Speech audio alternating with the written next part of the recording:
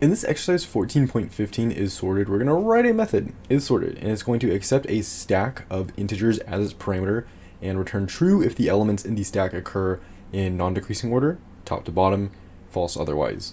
So the smallest element should be on top, growing larger toward the bottom. If it doesn't do that, like the second example, we are going to return false. So we have these other restrictions right here. I'm going to follow them, pause it, read through it. You can choose either to use a queue or a stack as an auxiliary storage. I'm choosing to use a stack here. The way I'm going to think about this is we're going to either return true or false. So we only need to return false if we have a break in the sequence from smallest to greatest. So let's make a variable, boolean, call it answer, and we'll set it equal to true initially. We want to run through this entire stack so we can see, what's smaller, what's greater. To do this, we're going to use a while loop. So we're going to run this as long as our s is not empty, and that's why we have the not in front. So inside of here, what we're going to want to do is we're going to get our current value. Then we're going to want to compare it to the next value after we push it to the stack to hold its order. So we'll do int temp is equal to s.pop. Then we have to push, so we're going to do snew.push, and then inside we're going to pass in our temp value. Now, as long as our stack is not empty, and this comes into play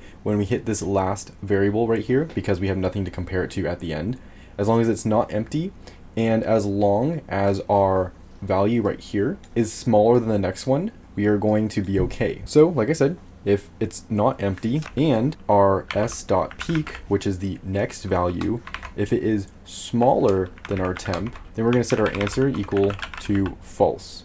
Because remember, first we have to check if we have something next to this. Otherwise, we're going to get like an exception, and then we can do this peak, see if it's less than our temp. We can close off our while loop from here. After this, we are going to need to pass in all of our values back to the original stack, but since they're out of order, we're going to have to pass them to the new stack and then back to the original stack. This will put them in order, and from there, we can just return our answer. And our answer is going to be either true or false, depending on what happens here. If we go inside of this if statement, it's going to change it to false. If we never do, that means everything is order and it's true. So that is 9 out of 9 tests passed. And that is how we would go about looking at this problem, solving for it, and thinking about the code that would go inside of it.